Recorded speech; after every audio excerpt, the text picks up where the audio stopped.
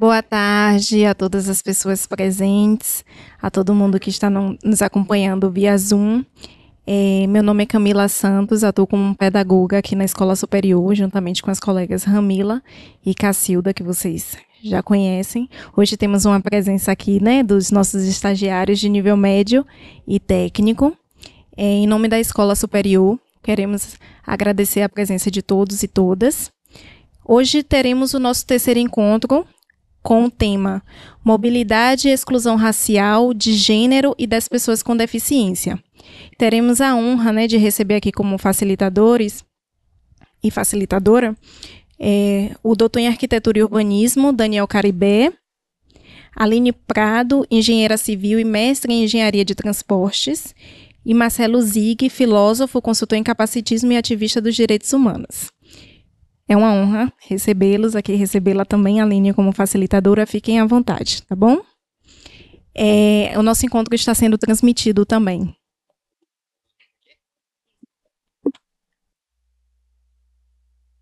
Oi, boa tarde. Que legal ver a sala cheia, né? Eu sou Daniel Caribé, tá? Eu sou um dos coordenadores do Observatório da Mobilidade Urbana e também membro do Instituto Ecocidades, que é a organização que está realizando esse curso aqui com vocês, um curso de 5 encontros. Pra cá? Ah, claro. Bom, essa aula de hoje, né, esse encontro de hoje, ele vai ser... Não sei se vocês acompanharam os 2 primeiros encontros, né? Um curso de 5 encontros, está no meio do encontro do curso agora. É um curso que vai ser ministrado por 3 pessoas, foi apresentado por Camila, nós 3, né? Eu, Aline e Marcelo. E ele é uma continuidade daquilo que a gente vinha abordando nos primeiros encontros, né? O primeiro encontro eu que ministrei, que foi uma ideia mais geral sobre o que é mobilidade urbana enquanto direito, mobilidade urbana enquanto produtora de desigualdades. E aí, no segundo encontro, que foi ministrado pelos colegas Érica e Pablo, foi um encontro mais focado na mobilidade ativa. O que é mobilidade ativa, né? Mobilidade de pedestres e bicicletas. São formas de deslocamento que exigem o do seu próprio corpo para você chegar em determinado lugar. Eu acho que também os cadeirantes estão nessa mobilidade ativa, né? Muletante, né? Então... e hoje a gente vai... Assim, hoje vai ser um encontro super corrido, gente, porque são 3 temas muito apaixonantes pra gente, para as pessoas que vão abordá-los.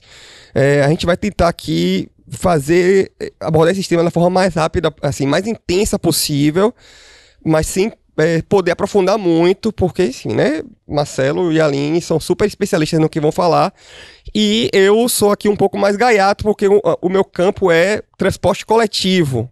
Então, por exemplo, eu estudo o transporte coletivo por ônibus, né? Mas estou aqui com essa missão de abordar esse tema importante. Eu vou falar sobre mobilidade e racismo, Aline sobre mobilidade e gênero, e Marcelo sobre mobilidade e capacitismo, ou a exclusão provocada pela mobilidade às pessoas com deficiência. Eu sempre inverto isso aqui. Bom, então é o Instituto Ecocidades, como eu falei, que está oferecendo esse curso. Uma breve descrição do Instituto Ecocidades para vocês conhecerem. Né? É um instituto formado pelo desejo comum de profissionais, pesquisadores e ativistas de atuar de maneira organizada no campo do planejamento urbano e regional, em todas as suas complexidades e matérias. Tem como objeto agrupar, fortalecer, articular e nos constituir como organização de finalidade pública, democrática e pluralista para a promoção de cidades sustentáveis, inclusivas, justas, saudáveis e seguras. Então, acho que nosso propósito é construir cidades justas, seguras, saudáveis, inclusivas para toda a população. Esse curso surge com foco na mobilidade urbana, mas dentro desse campo, desse desejo de construir cidades justas, seguras, inclusivas e saudáveis.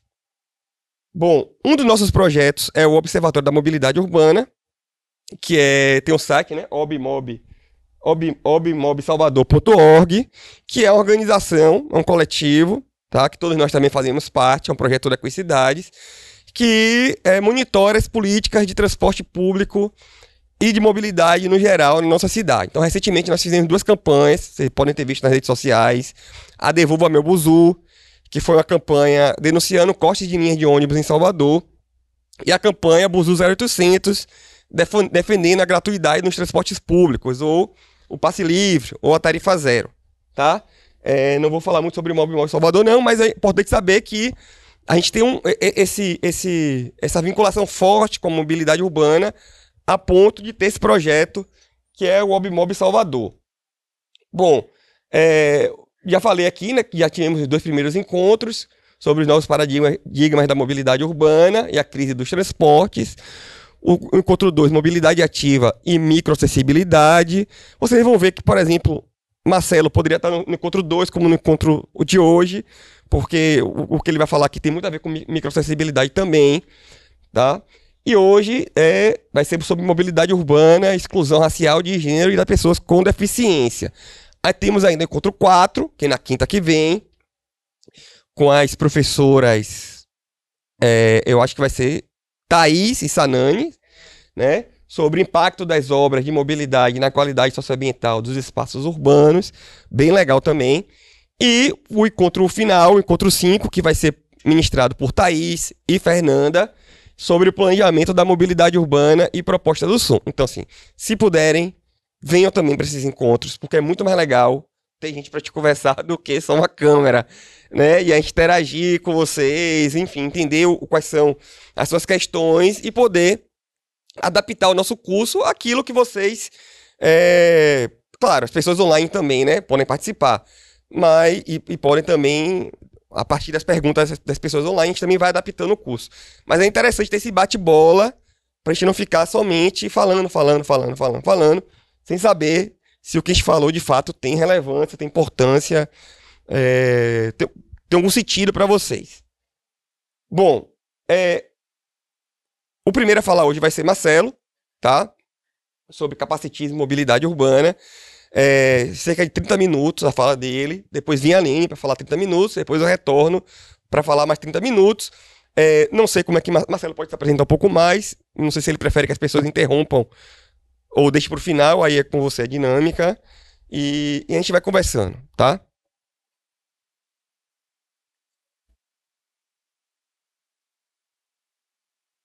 Você não vai usar slide, então, né? Não. Você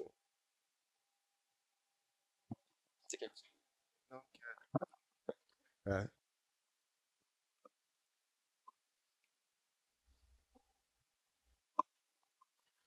Boa tarde. A gente faz a primeira fala fora do microfone, para no caso de termos alguma pessoa com deficiência visual ou cega, ter a referência de onde está partindo o som, porque quando é propagado pelas caixas de som, tira, né, a possibilidade dela identificar da onde o som está sendo emitido. Completando mais um recurso de acessibilidade, fazendo minha audiodescrição para que a pessoa tenha referência de como é esse som, né? Da onde está partindo de fato esse som. Então, eu sou um homem negro, de pele retinta, de longos cabelos dread, estou com um penteado com parte deles presos, uso óculos de grau retangular na cor marrom, tenho piercing nas 2 sobrancelhas, nos 2 lados do nariz. Estou usando uma bata branca com vários desenhos de orixás nela, a calça jeans, uma percata de couro, e estou sentado em minha cadeira de rodas, pois sou uma pessoa com deficiência, ou como gosto de me apresentar, PCD, preto com deficiência. Bom, primeiro, obrigado, né, pelo convite, pela oportunidade, pela presença de cada pessoa. Isso que você trouxe desse contato presencial é muito importante e é de fato, principalmente para nós, pessoas com deficiência. Quando a Érica falou, você pode, eu posso. Ah, mas seria virtual? Eu digo, sério, não tem como ser presencial? Ela, tem. Eu digo, então vamos fazer presencial. Né? Vamos falar de mobilidade, é importante que a gente possa ocupar os espaços também com esse debate, né? Não só com a nossa presença. Bom, eu não nasci com deficiência, eu me tornei uma pessoa com deficiência aos 21 anos de idade, em razão de um acidente, quando eu pulei de uma ponte nas águas rasas de um rio e lesionei a medula na altura da cervical, e desde então passei a ter a cadeira de rodas como aliada, como parceira para viver as minhas experiências de vida. Para quem não tem conhecimento do que vem a ser a medula, fazendo uma analogia, a medula é como se fosse o cabo do carregador do celular ou o cabo do fone, e esse cabo passaria por dentro de toda a coluna vertebral, sendo responsável pelo fluxo das mensagens, pela comunicação entre o corpo e o cérebro, no que tange os movimentos e sensibilidade do corpo. Como eu afetei justamente essa região do pescoço, desta área para baixo, tive comprometimento dessas funcionalidades, e desde então eu tenho uma cadeira de rodas como parceira para viver as minhas experiências de vida, inclusive essa que eu estou compartilhando com vocês aqui agora. Bom, queria fazer algumas perguntas a vocês para a gente iniciar. Queria entender se há alguma pessoa com deficiência entre nós, além de mim, obviamente. Parece que não. Vocês conhecem alguma pessoa com deficiência? Conhecem alguma pessoa com deficiência? Vocês sabem o que é capacitismo? Tem ideia? Gostaria de compartilhar o que você entende? Sem problema, sem medo de errar, não é prova eliminatória, não. Você gostaria? Você que está ao lado que também gostaria?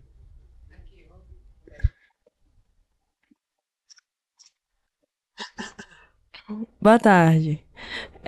Eu não sei, não tenho muita certeza do que seria, mas eu acredito que o capacitismo seja quando você ofende outras pessoas ou utiliza não, termos que são problemáticos em relação a ela ter deficiência, ou quando você acha que ela não é incapaz de fazer algo por ela ter deficiência.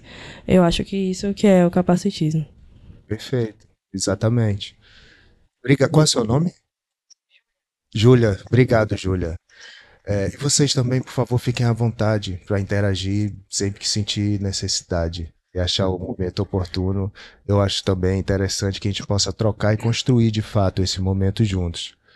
Júlia, obrigado. O capacitismo, de fato, é isso. É toda forma de preconceito, de exclusão, de discriminação de uma pessoa em razão da deficiência. É colocar a deficiência à frente dessa pessoa e não reconhecer as humanidades que compõem a presença e a experiência da pessoa com deficiência na sociedade. É um termo novo, capacitismo, apesar do preconceito ser desde sempre, está pautado em toda a história da humanidade. Pessoas com deficiência eram sacrificadas, abandonadas, e parece que eu estou falando de um tempo antigo, mas isso acontece hoje, ainda hoje, no nosso país e em muitas localidades do planeta.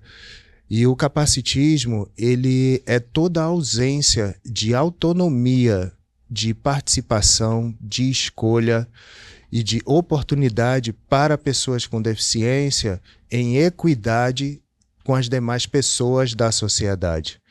Então, a perspectiva da sociedade é que a pessoa, por ser uma pessoa com deficiência, que ela é incapaz de realizar qualquer atividade comum às outras pessoas, às pessoas sem deficiência. E que, para isso, a única alternativa que resta para a pessoa com deficiência para a participação social é ela se institucionalizar não, porque ela não faz isso, é feito isso por ela. Então, é ela ser institucionalizada na perspectiva de que ela se cure da sua deficiência como se uma doença fosse. Com isso, os espaços não são pensados, eles não preveem a participação e a presença da pessoa com deficiência. E quando eu digo os espaços, eu digo todos os espaços.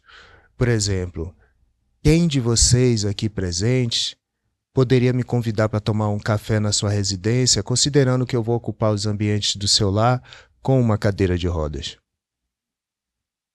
Alguém conseguiria me convidar para tomar um café? Sim, Júlia. E então, como eu amo café, Júlia, eu vou fazer só uma segunda pergunta para certificar se a gente vai ter o nosso encontro. Se durante o nosso encontro eu tiver a necessidade de utilizar o banheiro da sua residência, tudo bem, café mantido, posso levar o cuscuz? Posso? Então você se relaciona com uma pessoa que utiliza a cadeira de rodas? O banheiro da sua casa então foi adaptado para ela. Mas no caso, ele teria aquelas barras. Se você está pensando em me carregar, deixa eu só te dar uma informação importante para você reconsiderar essa oferta de ajuda. Só de altura eu tenho 1,93 m. Então corre o risco de entrar uma pessoa e saírem duas utilizando cadeira de rodas do nosso café. Então eu não aconselho. Então, mas é interessante, né, que é uma pergunta tão simples, tão singela, né, e que provoca tanta reflexão sobre um ambiente que deveria ser, a princípio, uma célula de conforto, de segurança, né, de acolhimento para toda pessoa na sociedade. E a partir da reflexão dessa pergunta, a gente começa a entender que o nosso lar não está para todas as pessoas. Mas isso é bastante crítico, porque a gente precisa pensar a partir disso. Primeiro, que para as pessoas que não puderam me convidar para tomar um café em sua residência, que acaba de ser revelado para vocês que vocês não podem se relacionar com um colega de escola, um colega de trabalho, um colega de farra, um relacionamento amoroso ou mesmo um familiar que utilize cadeira de rodas, pelo menos no seu lar, não. Mas é um pouco mais crítico do que isso. Imaginem se vocês tiverem a situação de mobilidade reduzida temporariamente, onde tenha que fazer uso mesmo em caráter provisório de uma cadeira de rodas. Como vocês vão equacionar essa situação da falta de acessibilidade do seu lar? Mas é um pouco mais crítico do que isso. Entre as 1 bilhão e 300 milhões de pessoas com deficiência estimadas pela Organização das Nações Unidas, 20% dessas são identificadas pela Organização Mundial de Saúde como pessoas que nasceram com deficiência. Ou seja, 80% da população mundial de pessoas com deficiência, na verdade, se trata de pessoas sem deficiência que se tornaram pessoas com deficiência a partir das suas experiências de vida. Seja através de um acidente, como foi comigo, ou através de uma violência, como foi com a Maria da Penha, ou através de uma doença, como foi com o músico Arlindo Cruz. E tão natural quanto nascer pessoa com deficiência é se tornar uma pessoa com deficiência, com o aumento da expectativa de vida e a mudança previsível e natural da dinâmica do nosso corpo ao envelhecer. Mas quando a gente pensa em acessibilidade, a gente entende como uma pauta específica da pessoa com deficiência e não como uma demanda e um direito de toda e qualquer pessoa na sociedade. O que a pessoa com deficiência reivindica é o reconhecimento da sua cidadania, dos seus direitos. Ela não busca que seja construído um anexo, um espaço segregado para ela participar, e sim ampliada as formas de acesso que já existem na sociedade. Então, se a gente tem acesso para uma edificação através de escadas, a briga não é pela anulação, pelo anulamento da escada, e sim pela ampliação dos acessos, que se tenha a escada e, para além da escada, que se tenha rampas e elevadores e toda outra forma de acesso, de forma a contemplar a participação social de toda a diversidade humana, de fato e efetivamente. A gente pensa a acessibilidade como uma pauta específica da pessoa com deficiência, de tal forma que a gente não entende a escada como um recurso de acessibilidade. Mas a escada é um recurso de acessibilidade. E, pasmem, inclusive utilizado por pessoas com deficiência, pois afinal não somos todos cadeirantes. Somos cegos, somos surdos, somos autistas, somos albinos, enfim, existe também uma diversidade no campo da deficiência que ainda não é relacionada. Quando a gente pensa em acessibilidade, a gente imagina logo o quê? Marcelo Zig, sem dread, branco, né? Que é aquela imagem, o símbolo da pessoa sentada na cadeira de rodas e nos espaços que a gente encontra. Com isso, a pergunta é, se os nossos lares não são acessíveis, como os outros espaços haveriam de ser. Isso implica uma responsabilidade que recai sobre toda pessoa na sociedade, em provocar e defender o acesso e a permanência da pessoa com deficiência nos espaços. A gente ainda, quando pensa na pessoa com deficiência, pensa apenas na deficiência e não compreende as outras dimensões da humanidade dessa pessoa.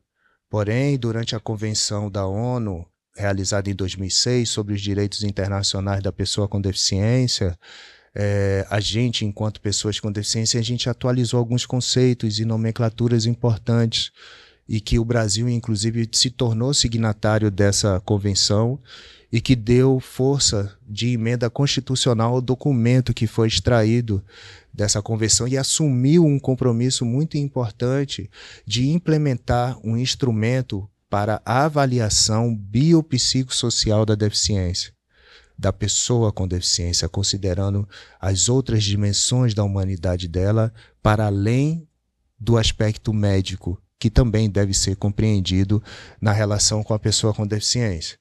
Porém, o modelo médico é aquele que só identifica a deficiência única e exclusivamente no corpo da pessoa como uma doença a ser curada, como um defeito a ser corrigido ou como uma falta incapacitante para o convívio social. Já o modelo biopsicossocial ou o modelo social da deficiência é aquele que, diferentemente do modelo médico, identifica e conceitua a deficiência como uma experiência vivida pela pessoa entre uma relação estabelecida entre os impedimentos físicos, sensoriais, mentais ou intelectuais dessa pessoa com as barreiras que ela enfrenta na sociedade, na cidade que ela vive. Ou seja, traduzindo isso, se a gente tem este Marcelo Zig que vos fala hoje, cadeirante, em uma cidade acessível, onde as relações são inclusivas, na hora da avaliação, com a utilização desse instrumento de avaliação biopsicossocial, eu posso ser enquadrado como uma pessoa com deficiência moderada ou mesmo leve. Entretanto, esse mesmo Marcelo Zig, cadeirante em uma cidade inacessível, onde as relações não são inclusivas, na hora da avaliação, utilizando esse mesmo instrumento, eu posso ser enquadrado como uma pessoa com deficiência grave. Percebem a diferença? Não está mais no corpo da pessoa, única e exclusivamente no corpo da pessoa. Está na relação dessa pessoa com a cidade, com os acessos, com as oportunidades.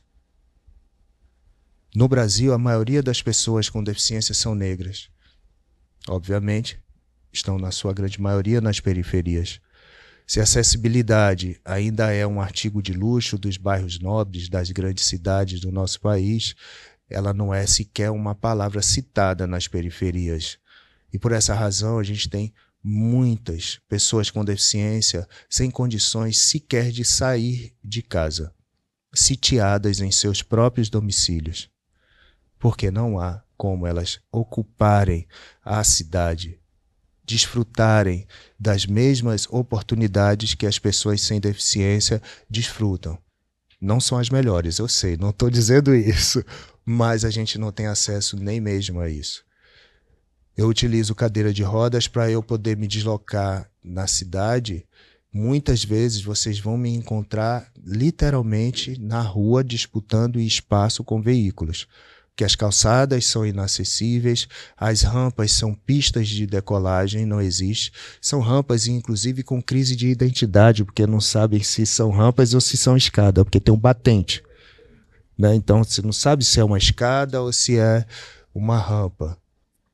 E é isso falando na perspectiva da pessoa com deficiência física, da mobilidade reduzida, mas se a gente for pensar nas outras formas de acessibilidade, no piso tátil, por exemplo, a gente tem piso tátil que começa do nada e termina do nada, absolutamente, em vários trechos da cidade. E por que que isso ocorre? Por causa do capacitismo que a Júlia trouxe. Lembra quando eu fiz a minha primeira fala aqui, que eu fiz a fala fora do microfone e que depois eu fiz minha audiodescrição, independentemente de ter ou não uma pessoa com deficiência? É assim que os espaços devem ser pensados. Porque o que a gente ouve é, não vou acessibilizar porque nunca vem uma pessoa com deficiência. E aí chegamos àquela, né, pergunta que todo mundo conhece, quem nasceu primeiro, ovo ou a galinha, né? Não tem acessibilidade porque não vem pessoa com deficiência, ou não tem pessoa com deficiência porque não tem acessibilidade. É a autonomia de escolha que a pessoa com deficiência precisa ter. Como cada um aqui tem algumas escolhas, por exemplo, para sair de casa e chegar aqui, de roteiro, de transporte, de outras oportunidades. A pessoa com deficiência ela não goza disso, porque os espaços para ela são pensados especificamente para ela. Então, são as escolas especiais, como única oportunidade educacional para as pessoas com deficiência, são as poucas unidades acessibilizadas dos imóveis novos, não considerando, inclusive, que qualquer pessoa pode se tornar uma pessoa com deficiência a qualquer momento e que se ela adquirir um imóvel enquanto uma pessoa sem deficiência, se ela se transformar ou fizer a transição para a condição de pessoa com deficiência, ela vai ter o primeiro problema dela será o seu próprio lar. E até quando a sociedade tenta implementar a lei de atendimento prioritário... Como a gente está de tempo, gente? 10 minutos. 15. Quando a sociedade tenta implementar a lei de atendimento prioritário, como que ocorre o atendimento prioritário? É definido um caixa, um balcão, um guichê específico para atendimento exclusivo da população que faz jus a esse direito, e entre elas a pessoa com deficiência. Com isso, novamente, delimita-se o espaço, identifica para a pessoa com deficiência onde ela pode participar e sinaliza em contrapartida para toda a sociedade que ali se trata de pessoas com deficiência. E o mais interessante disso tudo é que nem mesmo o atendimento prioritário consegue se confirmar, concretizar. Porque quando a gente está num ambiente onde se tem essa prática e a gente observa esse caixa, esse balcão, esse guichê específico, geralmente o que a gente observa é uma fila de prioridades. Ora, quero crer eu que uma fila de prioridades que não verse sobre atendimento prioritário, que atendimento prioritário se dê quando qualquer pessoa que faça jus a esse direito seja atendida imediatamente quando qualquer caixa, quando qualquer balcão, quando qualquer guichê esteja disponível. E aí, falando um pouco de interseccionalidade, porque eu não posso de trazer essa referência enquanto uma pessoa negra com deficiência, eu reconheço esse conceito, essa prática de delimitação de espaços públicos e ou privados para a participação de um grupo social, não por inclusão, mas por apartheid. E é isso que a gente tem celebrado por inclusão na nossa sociedade, apartheid. Inclusão só ocorrerá de fato, verdadeiramente e honestamente, quando a pessoa com deficiência gozar de autonomia assistida ou não, em equidade com as demais pessoas da sociedade, nos acessos, nas oportunidades, no pertencimento social.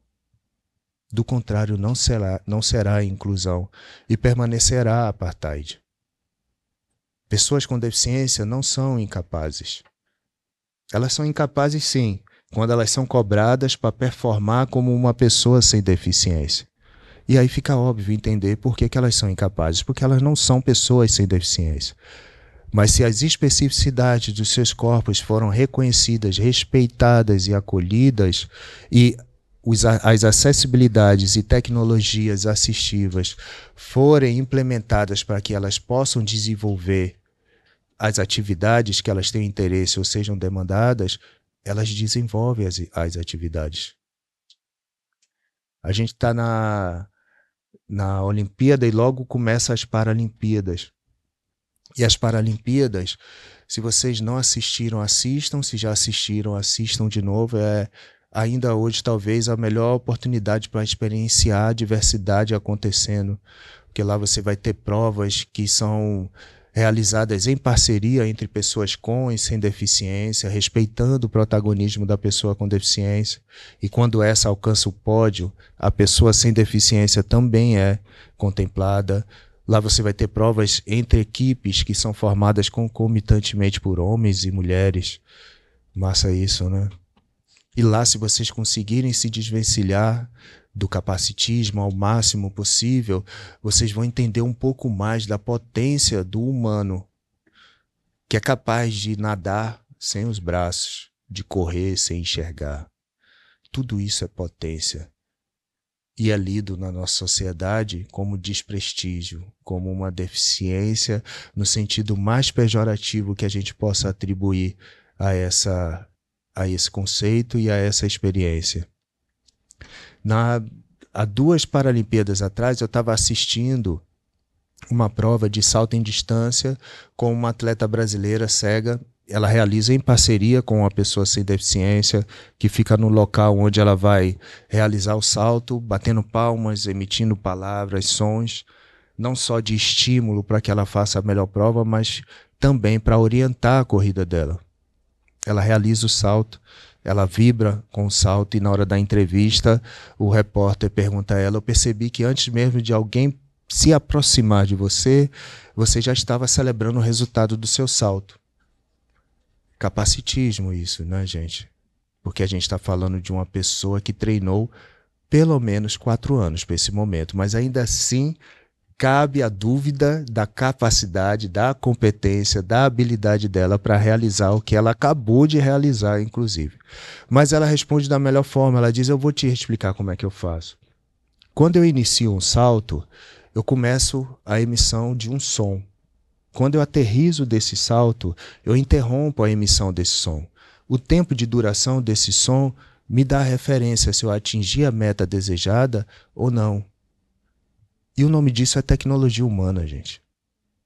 Pessoas com deficiência vêm desenvolvendo estratégias, expertises de resistência, de sobrevivência e de participação social. Mesmo sem o famigerado convite para dançar, que todo mundo fala da inclusão. E durante todo esse tempo, a gente tem realizado contribuições importantíssimas para a sociedade, mas que são invisibilizadas por sermos pessoas com deficiência. Como, por exemplo, o que falar da contribuição da Maria da Penha, que dá nome à lei que tenta proteger a todas as mulheres contra a violência doméstica no país. Ou do Stephen Hawking, que é tido ainda hoje como um dos maiores físicos de todos os tempos da humanidade. Ou da expressão artística de Frida Kahlo, que a gente vê inclusive nos movimentos sociais, nos bottoms, nas bandeiras, mas nunca retratada como uma mulher com deficiência. Ou mesmo do Steve Wonder, do Ray Charles. A gente está agora nas Olimpíadas. As pessoas que praticam ginástica olímpica, vocês já repararam a estatura dessas pessoas? A gente tem pessoas com deficiência participando das Olimpíadas já. Tem pessoas com baixa estatura aí dentro desse grupo. E para além disso, nessa Olimpíada, a gente tem pela primeira vez uma atleta brasileira com deficiência participando. E olha que interessante, ela é amputada de um dos braços. E qual é a modalidade que ela tá? Tênis de mesa. Incrível isso. O quanto que a sociedade não perde com a exclusão da pessoa com deficiência. O quanto que a gente deixa de entender quais são as potências dos seres humanos apenas por preconceito. E isso ocorre por 2 razões. Uma pela falta de informação e outra por essa falta da possibilidade da gente conviver, de coexistir no mesmo espaço, no mesmo tempo e local. Isso se dá pela falta de acessibilidade, que implica na mobilidade, no pertencimento social da pessoa com deficiência. Para não ficar parecendo que eu estou só falando da pessoa com deficiência física, como se eu estivesse puxando a brasa para a minha sardinha, para a minha deficiência. Por exemplo, quantos telejornais que vocês assistem hoje, que tem a presença de profissionais que estão nos auxiliando hoje ali, e possibilitando a ampliação do alcance da comunicação que a gente está tendo aqui. Ou seja, quantos telejornais, programas que vocês assistem que tem a presença de um intérprete de Libras? E isso é capacitismo, porque se define o que é importante ou não para a pessoa com deficiência acessar a revelia dela. Ela não tem o poder de escolha. Tem um programa que eu assisto, que eu gosto, que tem um intérprete de Libras durante o ao vivo. Quando eles editam e vão publicar as pílulas nas redes sociais para poder atrair mais público, eles cortam o intérprete de Libras no meio. Entenderam a necessidade do intérprete de Libras? Não entenderam. Porque continuam praticando o capacitismo, definindo pela pessoa com deficiência as escolhas que são dela, não da outra pessoa, não das instituições, assim como também devem ser as suas escolhas. Oi, boa tarde. Boa, tudo bem, Renata?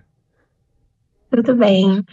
Eu queria agradecer aí pela palestra, estou gostando bastante. Inclusive, esse tema é o que mais me mobilizou para fazer esse curso, justamente por uma demanda prática e que eu acho muito complicada, porque não tem uma resposta certa nos livros, assim. Então, eu gostaria de compartilhar aqui com você essa dúvida e ver o que você acha dessa questão, né?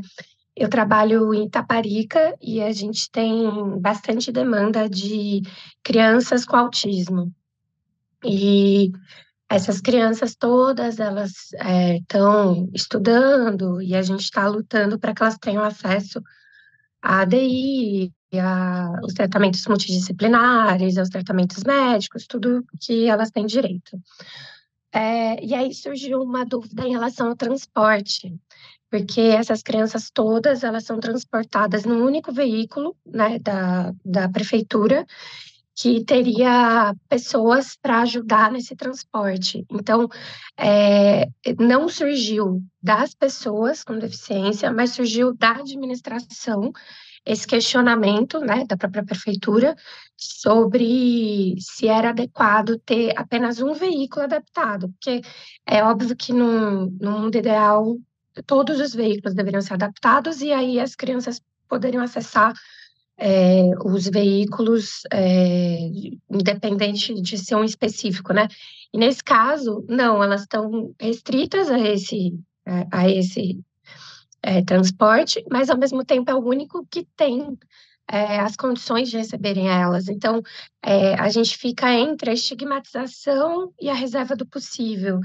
Então, não sei, eu fico muito na dúvida se a gente, o que a gente deveria fazer, né? A gente está sempre tentando diálogo com a prefeitura e tal, mas não foi uma demanda que surgiu das pessoas com deficiência. Então, não sei se isso é um problema para essas pessoas nesse momento, mas a gente estava nessa dúvida sobre quais são os problemas, né, de ser uma única opção de transporte dentro ali da ilha para as crianças, né? Obrigada. Massa, Renata. Obrigado também pela sua participação. Eu acredito que você já respondeu na sua própria pergunta, mas é justamente isso. É porque a pessoa com deficiência é aquela que ela é educada ou adestrada para aceitar tudo ou quase nada que é feito por ela e ainda assim agradecer, mesmo que não contemple a sua realidade. Então, para você identificar pessoas com deficiência reivindicando os espaços, os direitos, é muito difícil, até porque, por uma questão estratégica e dificuldade de mobilidade e tudo mais, a pessoa com deficiência, o movimento das pessoas com deficiência articula muito de forma institucional. Então vai estar lá debatendo onde são criadas as leis. Isso desde a Constituinte, né? Que a gente entendeu isso como uma estratégia. Tanto é que a gente tem no Brasil uma das melhores legislações do planeta voltada para pessoas com deficiência. Mas só está no papel. Ela ainda não é, de fato, percebida nos espaços e nas relações.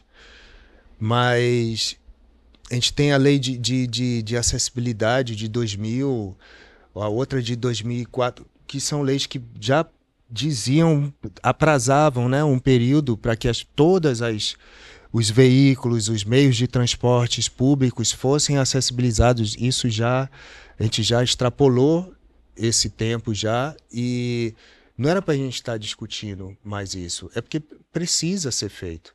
independentemente de ter uma pessoa com deficiência que vá utilizar ou não. Porque não se constrói um ônibus independentemente de uma pessoa sem deficiência utilizando ou não. Tem a perspectiva de que alguém vai usar, mas você não tem a certeza que vai usar. Mas você não produz a escada, não produz o elevador, os acessos, por que não também ampliar esses acessos na mesma perspectiva, contemplando a possibilidade da presença e da participação da pessoa com deficiência? Ela que deve ter a autonomia de escolha se ela vai pegar o ônibus de 9 ou de 10 horas, ou se ela vai com a turma dela, ou se ela vai com a turma, enfim. Essas dinâmicas cabem para a pessoa com deficiência, mas ela não tem, né? Pelo que você está trazendo, ela não tem esse direito de escolha. Então, deve-se lutar. Está previsto em lei. Todos os recursos devem ser acessibilizados, e principalmente com as pessoas com deficiência intelectual, com as deficiências invisíveis, né? Porque tem as deficiências visíveis, né? Que você facilmente percebe que é uma pessoa com deficiência, mas tem aquelas que não, que nem sempre você vai identificar de forma imediata. E essas pessoas sofrem muito. Inclusive hoje que eu digo, ano passado para cá, o Brasil instituiu o cordão de girassol para que essas pessoas possam utilizar, na expectativa de que quando elas acessem os seus direitos, não sofra o constrangimento de ninguém estar interpelando se ela de fato é uma pessoa com deficiência e tendo que provar que tem, né, aquele direito. Então elas utilizam um cordão de girassol.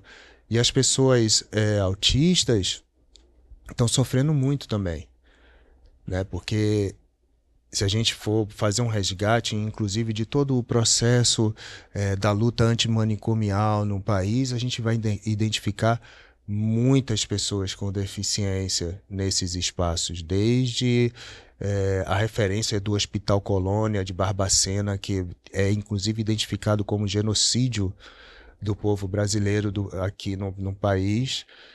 A gente vai encontrar muita pessoa com deficiência. Pessoa com deficiência foi utilizada, por exemplo, como cobaia pelo exército de Hitler para a construção das câmeras de gás. Tem um curta-metragem na Netflix, que eu não vou me recordar o nome, mas eu posso compartilhar depois, que ele tem cerca de 7, 11 minutos, que a existência dele é apenas para transmitir essa informação de que pessoas com deficiência eram utilizadas como cobaias, foram utilizadas, crianças principalmente, para a construção das câmeras de gás. E a gente viveu aqui em 2022 o crime chocante de uma pessoa negra com deficiência que foi torturada e assassinada dentro de uma viatura policial da rodoviária de Sergipe, que foi transformada em uma câmara de gás para poder torturar e assassinar. Agora, em 2024, a Comissão dos Direitos da Pessoa com Deficiência da Câmara Federal aprovou, quase que por unanimidade, um projeto que está circulando no Congresso e que coloca a oportunidade de esterilização de pessoas com deficiência compulsoriamente. Isso é 2024. Então, capacitismo, ele tem todas essas dimensões que a gente conversou aqui um pouco. Até mesmo a gente não deu tempo de falar um pouco sobre os termos pejorativos que a gente utiliza, como isso tá capenga, essa pessoa tá fingindo demência, dando uma de João sem braço, enfim, tantas outras expressões que a gente utiliza que são preconceituosas, primeiro porque reafirma esse estereótipo, né, de negação, de exclusão da pessoa com deficiência, porque a gente reduz a experiência dela apenas à deficiência, transforma em um adjetivo pejorativo para criticar o comportamento da outra pessoa. Olha que exercício a gente faz, gente. E fora que também, quando a gente faz isso, a gente não consegue realizar uma comunicação direta, assertiva com a pessoa que a gente está tentando dar um toque, né? Fazer uma crítica positiva, porque se eu perguntar aqui às pessoas presentes o que cada uma entende, por exemplo, pela expressão dar uma de João sem braço, por mais que as respostas sejam parecidas, ainda serão diferentes, porque cada uma tem a sua própria interpretação. Então, com isso, a gente não consegue, de fato, realizar uma comunicação que possibilite o outro uma revisão de um comportamento inadequado, de uma postura inadequada, ou seja, não há vantagem pela manutenção da utilização dessas expressões capacitistas no nosso vocabulário. Então, capacitismo são todas essas dimensões e muitas outras, passa também pela infantilização da pessoa com deficiência e toda a negação de participação social, e isso começa na nossa própria residência. Então, por isso que a nossa conversa aqui é um convite a vocês para que vocês reflitam sobre os seus próprios lares a princípio, e depois dos outros ambientes que vocês frequentam, pergunte pela ausência da pessoa com deficiência. Se há recursos de acessibilidade que possibilite as pessoas com deficiência estarem lá, e vocês vão começar a entender que vocês não encontram muitas pessoas com deficiência ou nenhuma nos espaços que vocês frequentam, não porque ela não tem desejo, mas porque não tem acessibilidade para ela também. Obrigado, gente. De hoje a gente fala primeiro, boa tarde, fora do microfone, né? Deixa eu fazer minha descrição também. Eu sou a Aline, sou uma mulher baixinha, branca, do cabelo ondulado, tô usando um óculos redondo marrom, tô usando uma camisa branca de botão, uma calça verde de moletom e um tênis branco. Eu sou engenheira civil, sou mestre em transportes, sou especialista em mobilidade de gênero, é o que a gente vai falar um pouquinho aqui hoje. Pronto. É importante, quando a gente começa a falar sobre gênero, a gente pensar nessa abordagem que a gente vai dar. E eu separei 3 pontos importantes aqui para a gente refletir.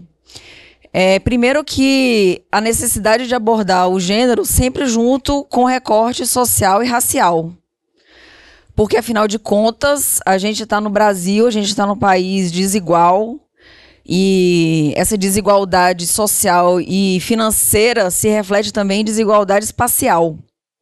E aí, quando a gente pensa em desigualdade espacial, a gente vai pensar também em pessoas que moram distantes dos centros, pessoas que precisam pegar mais de um transporte coletivo, pessoas que precisam se deslocar de grandes distâncias, grandes minutos.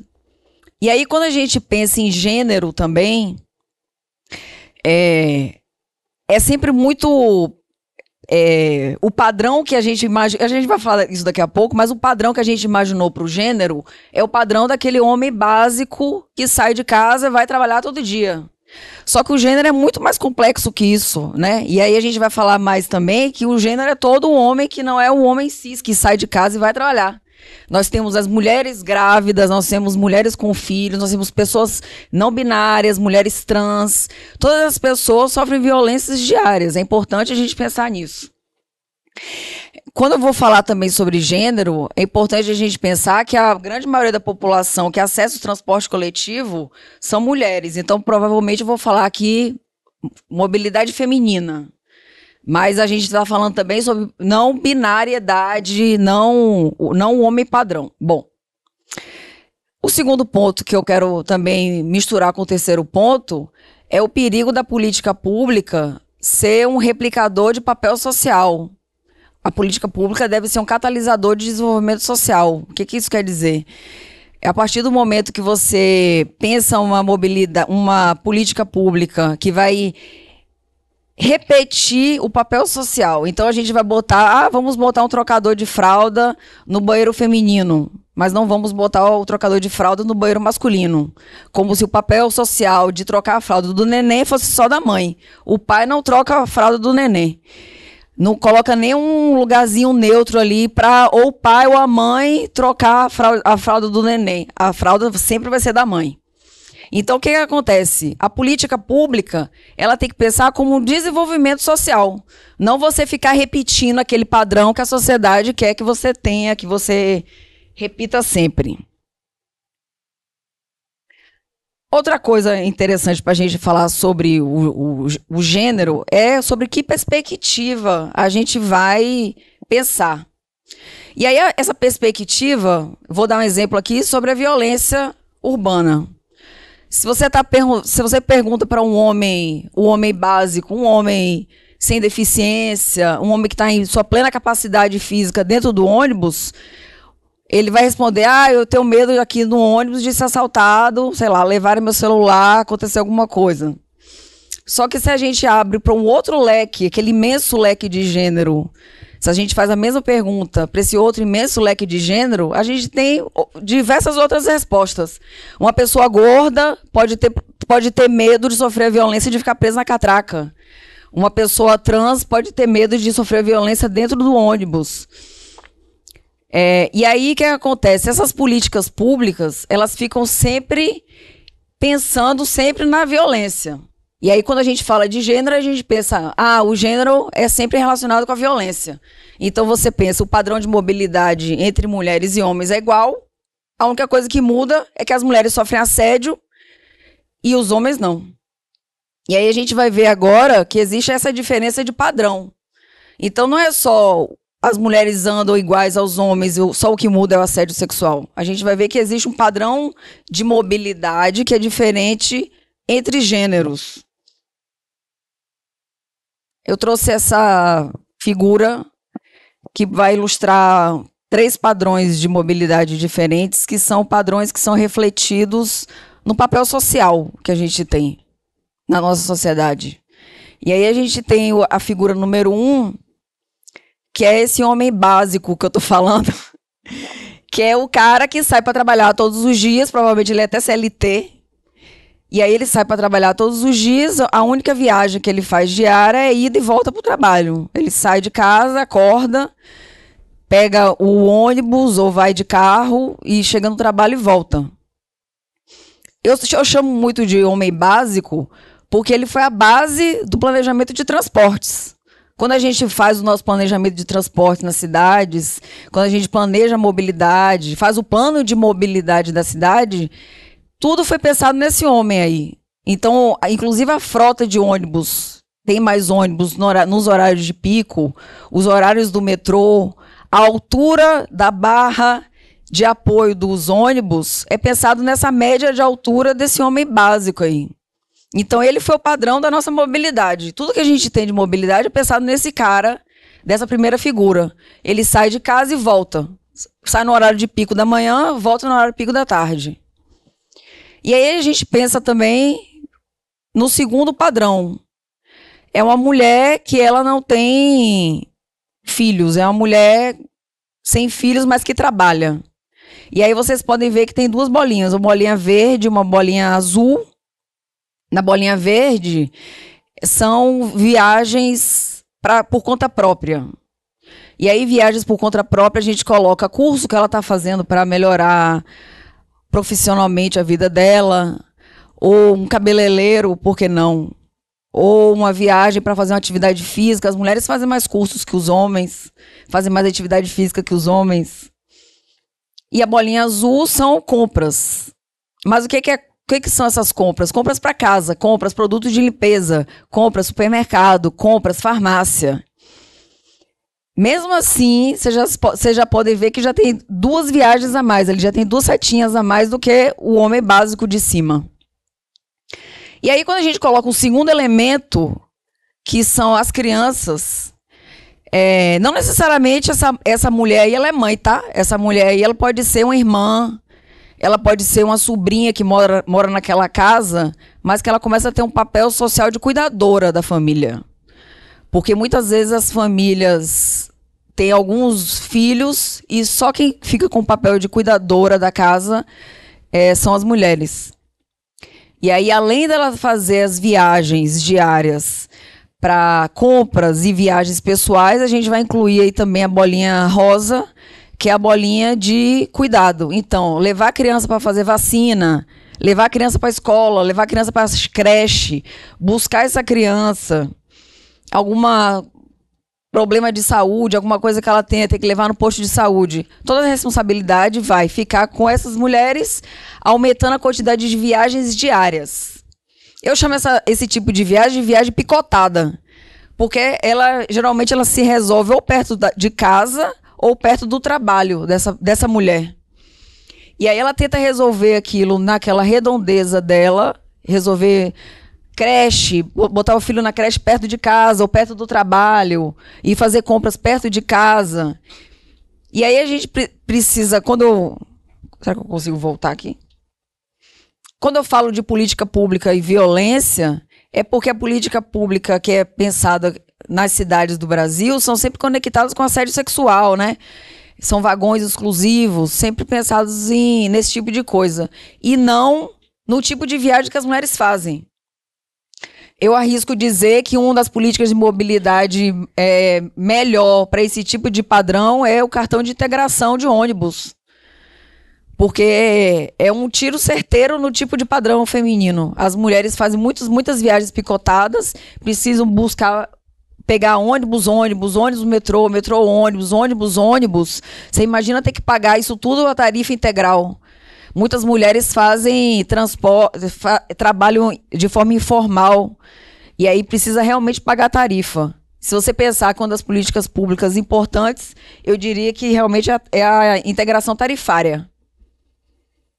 Bom, vamos falar um pouquinho sobre a lei de mobilidade. Dentro do princípio objetivo, ela destaca que é importante a equidade no uso do espaço público. Porém, ela não diz de que forma. Como é que a gente vai fazer essa equidade?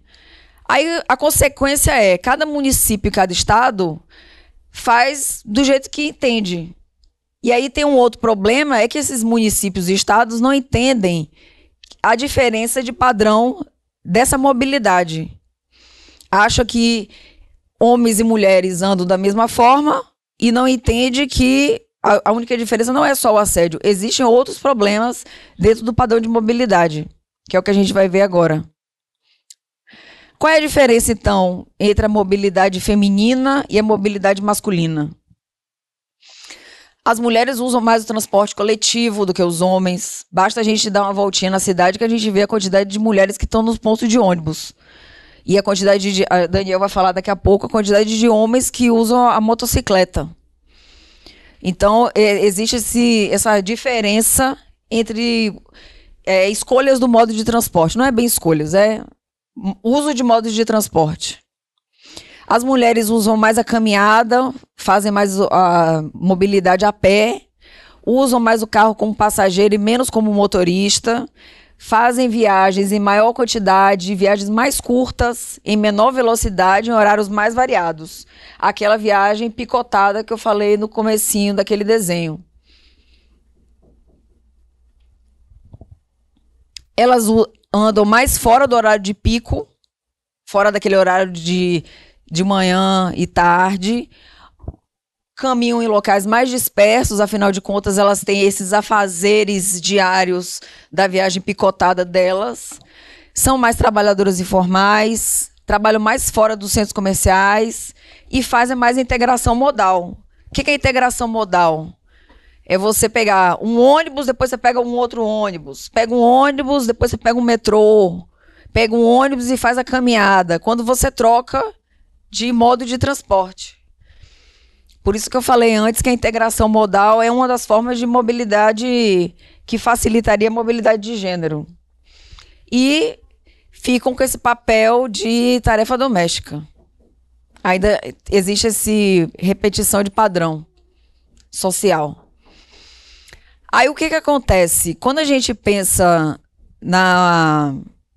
no ônibus, a gente vai repetir isso aqui no curso algumas vezes, já falamos e vamos falar mais, que as mulheres, como usam mais o transporte coletivo, e aqui em Salvador o transporte coletivo não é transporte público. Ele tem dono, né? São empresas privadas. Se você pensa que uma empresa privada não conhece o seu próprio cliente, se as mulheres usam mais o transporte coletivo e as empresas não sabem quem é a sua própria clientela, não entende quem são as suas próprias usuárias, o que acontece? Essa deficiência do sistema de transporte tem feito com que as mulheres fossem abandonando o ônibus, claro, se puder pagar financeiramente, e começaram a usar o transporte individual motorizado, moto ou carro. As consequências negativas, claro, impacto no financiamento do transporte coletivo, porque o dinheiro vem da passagem do ônibus. Se você perde passageiro, você perde dinheiro, pensando como uma empresa de ônibus. E aí aumenta o congestionamento, porque tem muita gente andando de Uber e de mototáxi, se deslocando por carro quando consegue. Impacto da qualidade do ar e aumento da temperatura das cidades, né? Quem viveu março de 2024 aqui lembra talvez do calor que fez em Salvador. Eu trouxe esse gráfico aqui. Ele é um gráfico nessa... Será que eu consigo colocar a luz? Bom, no eixo X aqui é o horário do dia. Então, o dia começa meia-noite e termina 10 horas da noite. Essa seta rosa, a gente pode ver que tem um pico, que é o pico do meio-dia. E aí, aqui embaixo, a gente tem os padrões de mobilidade. Mulheres que trabalham sem criança, mulheres que trabalham com crianças, mulheres sem trabalho sem crianças e mulheres sem trabalho com crianças. A mesma coisa se repete na coluna do lado. E aí a gente consegue ver a diferença, a quantidade de viagens que essas mulheres fazem no pico do dia. Então, mulheres sem trabalho com crianças, que é esse grande pico do meio-dia aqui, claro que tem também homens sem trabalho com crianças, mas nem se compara com a quantidade de viagens que essas mulheres fazem diariamente no meio do dia. Só que aí o que acontece? Qual é a problemática disso? É que a frota de ônibus não acompanha o pico de viagens das mulheres. A gente tem 2 picos grandes no início da manhã e no final da tarde, e quando as mulheres mais precisam andar de ônibus, que é quando mostra o pico anterior, quando elas mais precisam, que é meio-dia, é o horário que a frota de ônibus começa a descer. Então, o que acontece? Qual é a consequência disso? Aquelas mulheres que fazem aquelas viagens picotadas para buscar criança, para levar a criança em creche, enfim, diversas viagens que elas fazem, é quando elas ficam mais tempo paradas no ponto de ônibus esperando o ônibus aparecer. E é quando a frota cai. Por quê? Porque o padrão da frota é pensada naquele homem básico do começo. É pensada nos 2 picos do dia e acabou. Então, quando eu falo que a própria empresa de ônibus não entende quem são seus maiores clientes, eles não entendem que esse cálculo de frota é um cálculo problemático, pelo menos.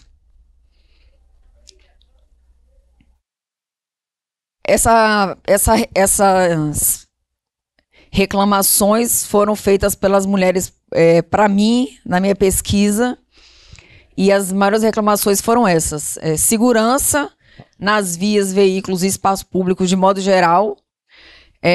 Quando a gente fala em sistema de transporte, a calçada também é um sistema de transporte. Quando você sai do ônibus e acessa a sua casa, a calçada faz parte do sistema de transporte. Zig falou muito aqui sobre isso. Então, a segurança também inclui segurança, você sair de casa e chegar salvo em casa, sã e salvo. Sai do ônibus e chega sã em casa. A frequência dos veículos, óbvio, que é uma das reclamações, já que no horário que ela mais precisa não tem.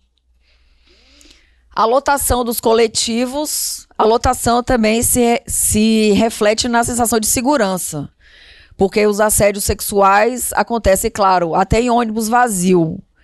Porém, alguns tipos de assédio, alguns tipos específicos de assédios sexuais acontecem quando os ônibus estão muito cheios. A limpeza dos carros, é importante lembrar também que as mulheres acessam os veículos com os filhos, muitas vezes tem barata, muitas vezes a gente anda em carros imundos aqui em Salvador. Acesso da mãe por uma porta e a criança por outra, ou ter que levantar a sensação humilhante de ter que passar a criança pela catraca. E iluminação das ruas e pontos de ônibus. Eu dei uma olhadinha no contrato de concessão de ônibus daqui de Salvador para procurar alguma referência que eles tivessem em relação à melhoria de transporte, alguma coisa que eles pudessem fazer, alguma coisa que a prefeitura cobre as empresas de ônibus para melhorar. Mas não tem nada. Não tem palavra assédio, nem mulher, nem gênero. Não tem nenhum tipo de treinamento específico, só relacionado à direção defensiva ou relacionamento com o público, de modo geral mesmo. As reclamações são enviadas por relatórios mensais, mas esses relatórios ninguém tem acesso. Em relação à mobilidade inclusiva, só o que é obrigatório por lei, cadeiras, aquelas cadeiras especiais, sistema de gestão de qualidade nunca foi implementado e uma falta de detalhamento e transparência absurda.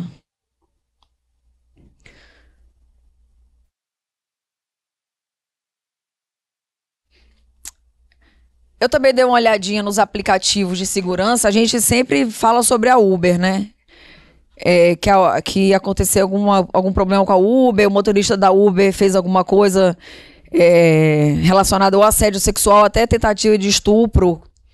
A gente vê muitas histórias assim. E aí, as mulheres acessam o aplicativo, tentam fazer uma reclamação por lá, faz o print. Só que, quando isso acontece dentro do ônibus, a quem você vai reclamar? Você pode tentar falar com o cobrador, mas o cobrador não tem nenhuma obrigação de se responsabilizar por isso. Aí eu fiz um teste, eu entrei no Citamob.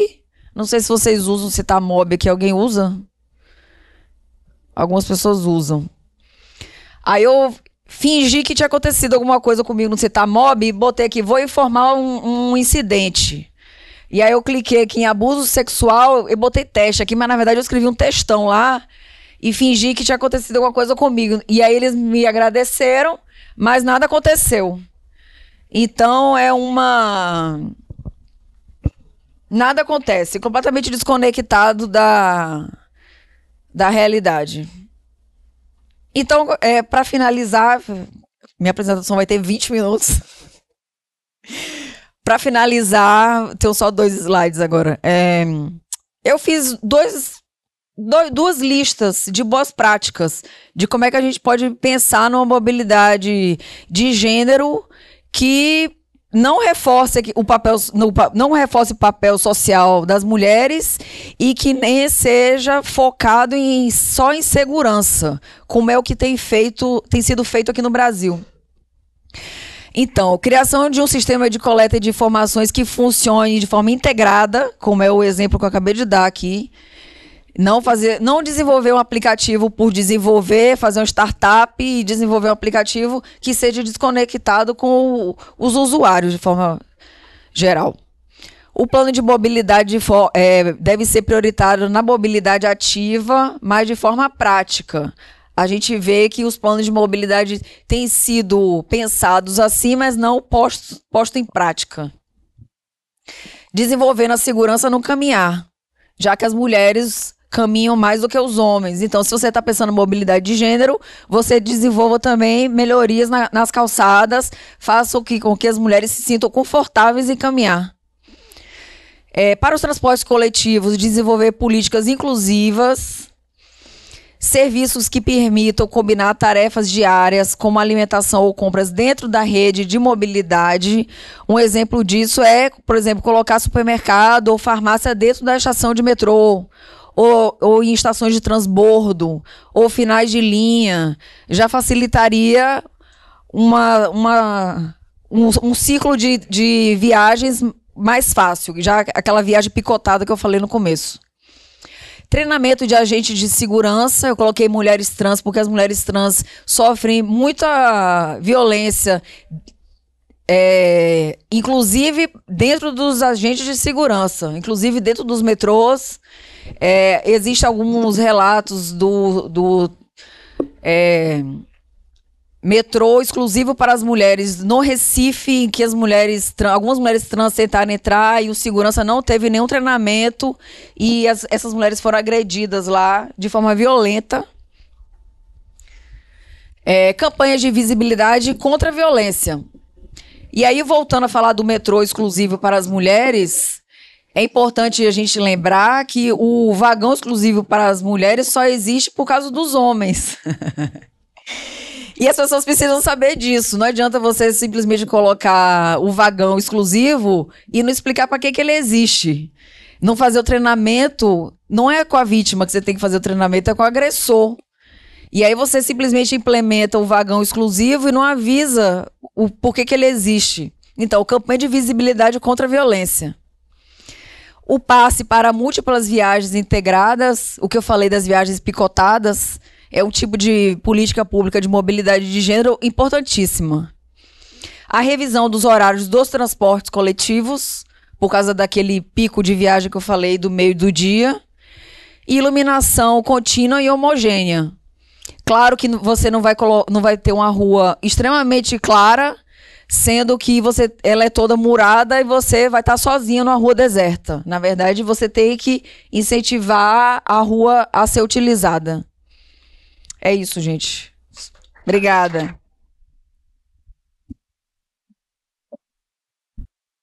Bom, gente, deixa eu corrigir um vacilo que eu cometi no começo, tá? Eu não me descrevi. E... enfim, né? Dessas coisas que a gente tem que ficar a todo momento se alertando. Essas e outras coisas, né? Para não ficar repetindo padrões de exclusão e de invisibilização. Eu sou um jovem senhor. Pra gente assim agora. Sou um adulto, um homem adulto, né? Na faixa dos 40 anos, não vou dizer minha idade certa. Negro, de pele clara. Cabelo crespo. Com a barba quase grisalha, toda grisalha. Com óculos metal, aro redondo. Tô com a camisa bege riscada e uma calça azul, tá? Bom, tô retomando aqui o microfone, para fazer né, que a gente tá no clima de Olimpíada, essa volta final, né, nesse encontro. Mas eu queria perguntar para vocês, né, compartilhar com vocês o motivo que nos traz aqui na Defensoria para fazer esse curso. Por que estamos fazendo esse curso exatamente aqui na Defensoria Pública do Estado da Bahia? O que tem a ver mobilidade urbana e defesa de direitos? O que tem a ver uma coisa com a outra? É óbvio que após a fala de Aline e a fala de Marcelo, fica mais conectado uma coisa com a outra, né? Como a mobilidade hoje, né? A mobilidade, para quem não sabe, ela é um direito constitucional. É um direito social. Está na nossa Constituição desde 2015 como direito ao transporte. Junto de saúde, junto de educação, junto de trabalho, junto de moradia. Está lá, direito ao transporte. É um direito que foi conquistado pela gente. Ninguém deu esse direito pra gente. A gente conquistou com muita luta. É uma história de luta muito grande. Da formação das nossas cidades. E não das cidades grandes, das cidades pequenas e médias também. Especialmente pela essa população que é excluída da mobilidade. São essas pessoas que lutaram, né, arduamente para que a gente tivesse hoje um direito ao transporte, um direito à mobilidade. Só que assim, nem todos os direitos eles se realizam por si só. Né? Eles estão lá na letra da lei, estão lá na Constituição. Né? Marcelo colocou aqui, né, que tem o prazo para adaptar os ônibus e os ônibus não estão adaptados até hoje. Nós temos uma série de outras leis que sofrem com a mesma coisa. São leis muito bonitas, fruto de uma luta social muito grande, de um acúmulo, de um debate, de defensores públicos, né, de movimentos sociais, colocando na lei e não conseguimos respirar. Porque colocar na lei não significa muita coisa, mas não significa tudo, significa que vai acontecer. Então a gente precisa que essa lei aconteça de fato, a gente precisa que o direito ao transporte aconteça de fato.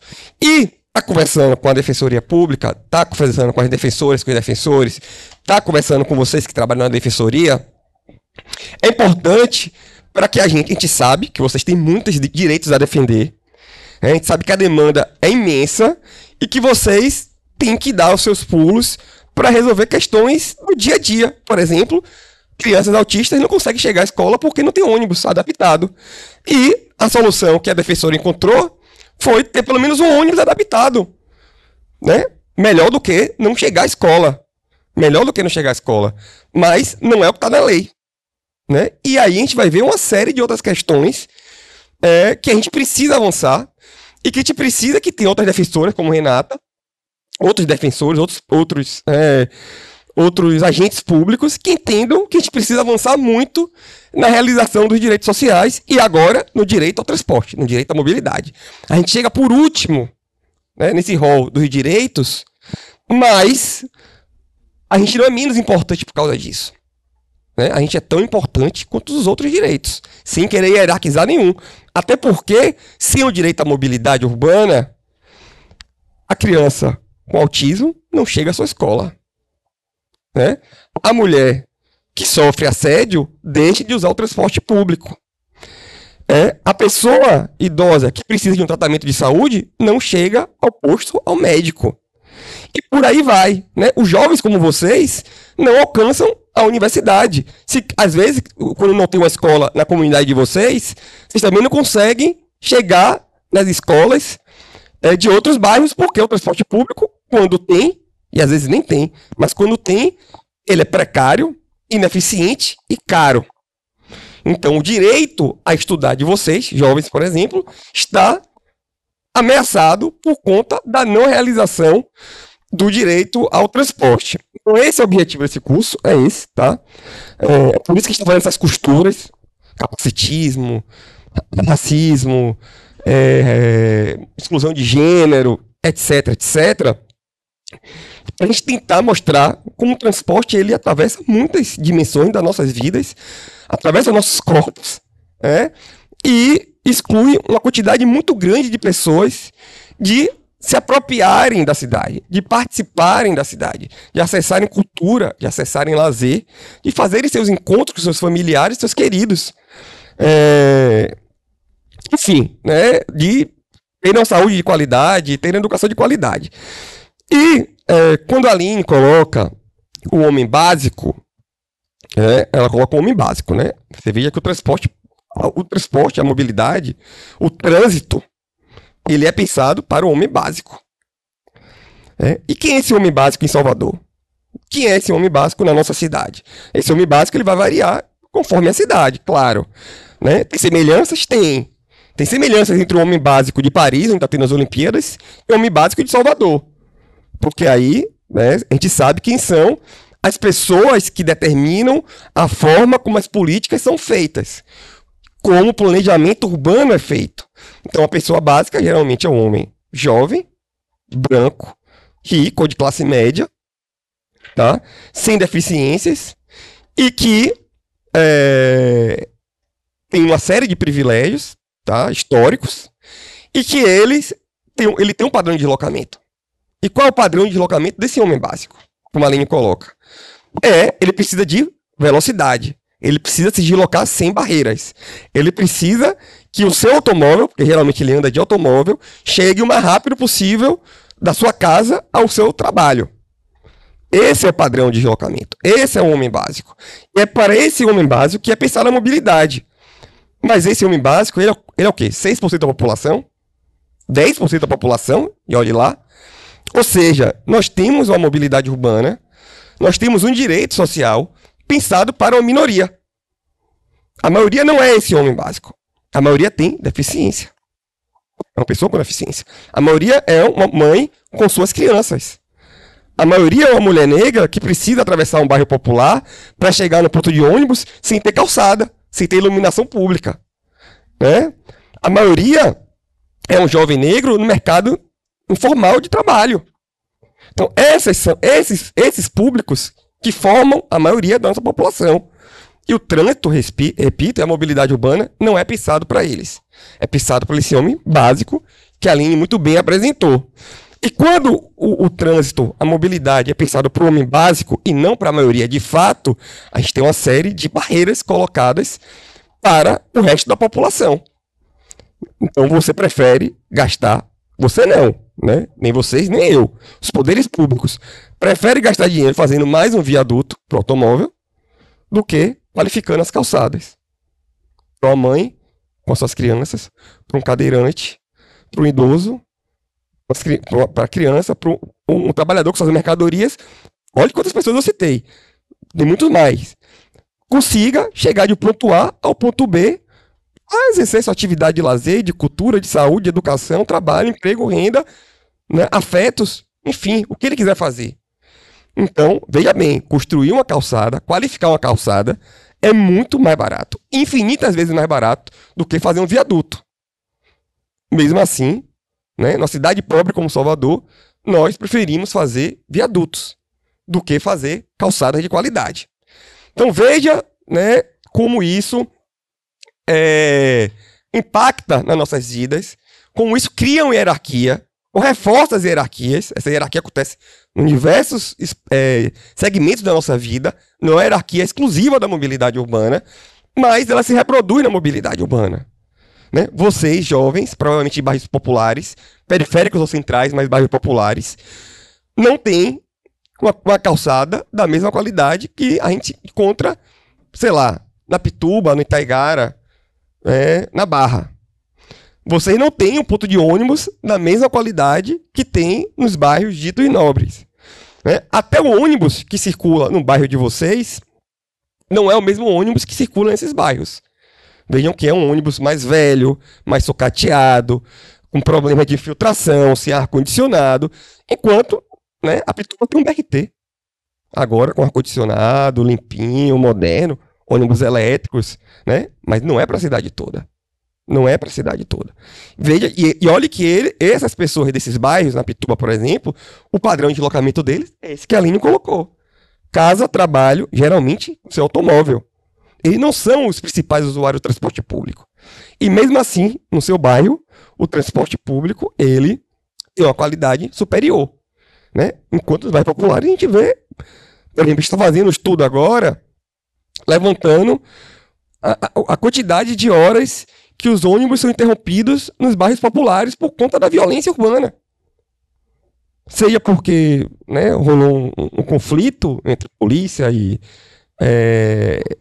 milícias, facções locais, seja porque a população se revoltou por conta de um assassinato de um jovem da comunidade, e o sistema de transporte público é interrompido naquela comunidade. Então, a mobilidade urbana está... Né, então, o objetivo desse curso é esse, né, alertar como a mobilidade urbana, como o transporte, está produzindo desigualdades, está produzindo exclusões, está produzindo segregações. E aí, quando a gente fala em segregações, Marcelo falou de apartheid aqui, em algum momento da fala dele.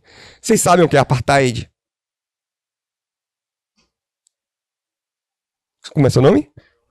João Gabriel, exatamente, João Gabriel. O apartheid, a palavra apartheid significa separação. Mas ela também foi um regime político, né, implementado na África do Sul. A África do Sul, obviamente, país africano. Um país africano de maioria negra, mas que foi dominado, né, por uma população, pelo seu colonizador branco. E a África do Sul criou um regime de apartheid de separação racial. Então a cidade tinha parte dos brancos e tinha parte dos negros. Né? A parte dos brancos tinha uma infraestrutura urbana de um tipo, rua, saneamento básico, transporte público, asfalto, de um jeito, de uma qualidade, e os bairros negros tinham outra infraestrutura, barro, esgoto a céu aberto, escolas precárias, e obviamente o branco não ia para o território negro, ele não tinha o que fazer lá, e o negro precisava ir para o território branco para a economia, o dinheiro estava no bairro branco, né? Na parte branca do apartheid. Mas ele só podia acessar aquilo com autorização. Então você tinha um regime oficial, constitucional, de separação entre negros e brancos na África do Sul. Mas não só na África do Sul, né, isso aconteceu. Por exemplo, o Brasil nunca teve um regime de apartheid na Constituição. Não teve. Nunca teve a Constituição dizendo esse bairro, o bairro da Liberdade, o bairro de Fazenda Coutos, o bairro de Piripiri é bairro exclusivo para pessoas negras. E o bairro da Barra, o bairro da Pituba, o bairro da Graça é exclusivo de pessoas brancas. Isso nunca aconteceu no Brasil, correto? Nunca aconteceu. Mas na prática é isso que a gente vê? Não. O que é isso aí que eu estou mostrando na imagem? Alguém tem uma ideia do que é isso? O mapa de Salvador, exatamente. E o que é esses pontinhos? O que são esses pontinhos azuis e o que são os pontinhos vermelhos? Repare que o mapa ele tem uma parte verde, né? Mas ele tem uma parte que tem os pontos azuis e tem uma parte que tem os pontos vermelhos. Alguém consegue chutar o que pode ser isso? Quem falou? Qual é o seu nome? Vitor? Exatamente, Vitor. Os pontinhos azuis são onde se concentram as pessoas brancas. Os pontinhos vermelhos são onde se concentram as pessoas negras. Será que a gente não tem apartheid em Salvador? Será que nesse mapa não dá para identificar que tem territórios exclusivos ou quase exclusivos para pessoas brancas e territórios quase exclusivos para pessoas negras? Né? A gente vê ali o miolo de Salvador aqui, não é isso? O miolo de Salvador, enfim, subúrbio ferroviário de Salvador, a península, bairros, territórios negros. E temos a Barra, Graça, né? Corredor da Vitória, bairros brancos. Aí temos aqui a Pituba, bairros brancos, e aqui, né, Nordeste e Amaralina aqui, uma resistência negra no meio da Salvador branca. E aí temos a Orla Atlântica aqui de novo branca, né? Pituaçu, Armação, Piatã, Jaguaribe, com seus condomínios de pessoas brancas. E não temos apartheid na lei de Salvador, na lei do Brasil. Mas temos apartheids no mapa das nossas cidades, tá? Então, esse é o mapa de Salvador. Mas Salvador é a única cidade do Brasil que isso acontece? Sim? Pode fazer. Não é mais uma pergunta, seu mas... nome, por favor. Meu nome é Vitor. Ô, Vitor. Não é uma pergunta, mas é meio que um depoimento, assim. Sim, à vontade. Uma vez, eu tava indo num banco que eu não sabia onde era. Era uma parte da cidade que eu nunca tinha ido antes. Só que, quando eu fui nessa parte da cidade, eu não achava uma pessoa negra. E quando eu encontrava alguém negro, essa pessoa tava trabalhando. Então, as casas, quem saía de lá, os condomínios, né? Quem saía de lá eram as pessoas brancas, quem saía dos mercados eram as pessoas brancas, e quando eu encontrava alguém que era negro, a pessoa estava vendendo coisas, trabalhando como recepcionista, trabalhando como faxineiro, e eu não encontrava ninguém que realmente morasse ali que fosse uma pessoa negra. Sabe onde você vai encontrar pessoas negras nesse bairro? No ponto de ônibus. E aí que a gente vai entrar aqui, né? Mas será que Salvador é o único lugar que tem esse apartheid racial? Que cidade é essa aqui? Alguém sabe que cidade é essa? Quem falou Brasília? Pronto, seu nome? Daniel, meu xará. Exatamente, dá pra ver aqui, né? Famoso avião de Brasília, né? Por que ele tá de azul, o avião de Brasília? O plano piloto de Brasília? Porque é um território planejado. É tombado. O que significa tombado? Tombado é quando você não pode nem modificar. Né? Quando um prédio é tombado, né? Tombado enquanto patrimônio público, ele não pode ser modificado. Brasília é uma cidade pensada para ser capital do país, recente, nova, não é? Não tem origem colonial como a nossa. Você pode até falar, Salvador é uma cidade colonial, Salvador atravessou a escravidão. Não é isso? Então os negros estão desde o século 18, 19, nos lugares dos negros, dos lugares dos excluídos. Aí você pega uma cidade como Brasília, que foi feita depois da abolição da escravidão, né? Brasília tem 70 anos, se eu não me engano. Então, atravessou ditadura militar, voltou para a democracia, 30 anos de democracia, e essa é Brasília. Pior que Salvador. Repare, Salvador você ainda tem uma confusão. Salvador você tem uma confusão ali, né? Aqui tem o Nordeste de Amaralina, tem os pontinhos pretos aqui e tal. Brasília, olha como é Brasília, né? Olha como é Brasília. Então, Brasília tem as periferias. Repare, quanto mais longe, mais negro fica, as cidades satélites. E o plano piloto, e alguns enclaves aqui, né? Provavelmente condomínios. Aqui é o Lago de Brasília, gente, tá? Então, aqui, essa parte daqui, ela tem uma densidade demográfica menor. O que é ter uma densidade demográfica menor? Tem menos pessoas por quilômetro quadrado. Mas por que tem menos pessoas por quilômetro quadrado? Porque tem casas, tem mansões, enquanto aqui tem prédios, tem uma densidade demográfica maior. Então veja aqui na parte que tem casas, tem uns gaiatos aqui, né? Mas o resto é branco também. Tá? Então nós temos também em Brasília uma segregação racial. Claro. Pode? Não, pode fazer. Queria só complementar a fala do senhor sobre o apartheid, que inclusive não era só a separação de territórios, mas inclusive quando os negros iam para os territórios brancos, tinha separação até de banheiros. Banheiros, negros não podiam usar calçadas, eu acho, se não me engano, né?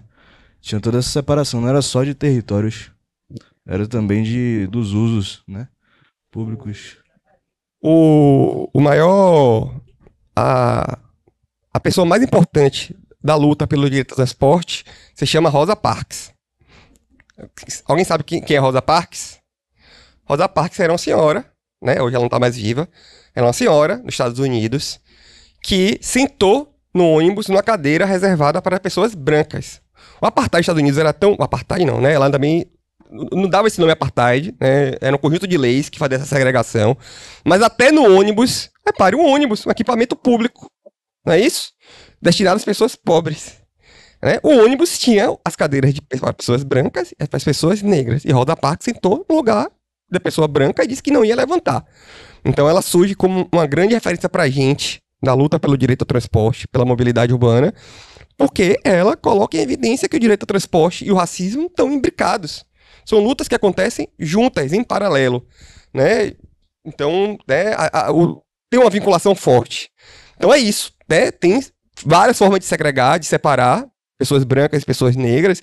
Tem lugares no mundo que separam mulheres de homens. É uma forma de apartheid também, tá? Que a gente não vai abordar aqui. Mas, e sim, existe essa dimensão. E a última cidade que eu vou apresentar para vocês é essa.